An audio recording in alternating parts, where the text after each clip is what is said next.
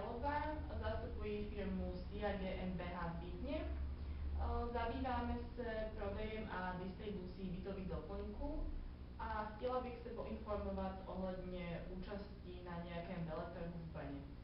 Všechny potřebné informace najdete na naší webové stránce, kde se taky můžete zaregistrovat online. Nejvhodnější by byl pro vás nábytkový veletrh Mobitex, ale rozhodnutí nechám na vás. Pište si naši webovou adresu www.bww.cz. Děkuji, stránku si určitě prohlédnu, ale případné detaily bych ráda projednala osobně. Je možné si domluvit také osobní setkání? Zajisté, a kdyby vám to vyhovovalo? Příští týden budu pracovně v Brně, mohli bychom se tedy sejít 24. Moment, kouknu se do diáře. Dopoledne mám nějaké setkání, ale kolem 14. bych měla čas.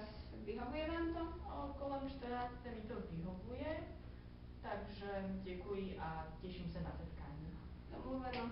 Těším se taky na setkání. Nashledanou. Nashledanou.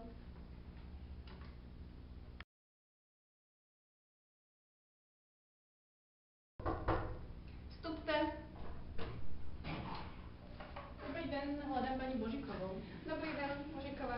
Těší mě. Fialová těší. Jsem ráda, že jste tady. Jakou jste měla cestu? Děkuji za optání, cesta byla velice příjemná. Jak vidíte, máme tady hrozné vedro, velice se omlouvám, ale porouchala se nám klimatizace. Můžu vás raději pozvat do kavárny? Zajisté. Tudy prosím.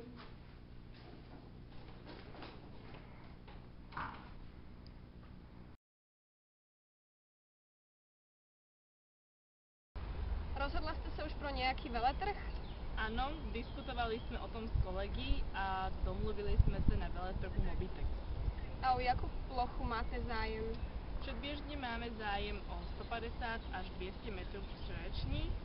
Ještě jsme se úplně přesně nedomluvili na sortimentu, jelikož je to náš první veletrh v Čechách a vše musíme pečlivě připravit. Bylo by možné upřesnit plochu později? Jistě, přesnou velikost si můžeme domluvit později, ale neodkládala bych to moc dlouho, protože o tenhle veletrh je veliký zájem.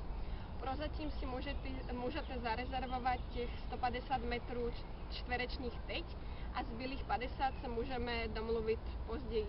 Rezervaci můžete udělat kdykoliv online. Děkuji, to by mi vyhovovalo, takže zatím těch 150 metrů čtverečních. A jaké jsou cenové podmínky?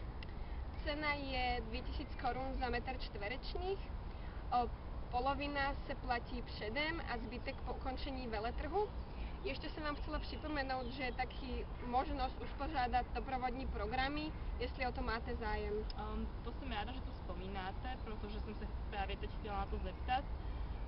Jak jsem už vzpomínala, jsme zcela nová firma na českém trhu a proto bychom si rádi připravili různé prezentace a představili naši firmu a také naše výrobky. To je správná volba. Veletrh je velice dobrá možnost, jak se na českém trhu zviditelnit, ale je velice potřebná pečlivá příprava. Máte na mě ještě nějaké jiné dotazy? Ještě by mě možná zajímalo, jestli je možné si prohlédnout plochu taky osobně. Jistě, to se ještě můžeme domluvit. Když budete cokoliv potřebovat, jenom zavolejte. Určitě zavolám a těším se na naši spolupráci. Taky se na ní těším.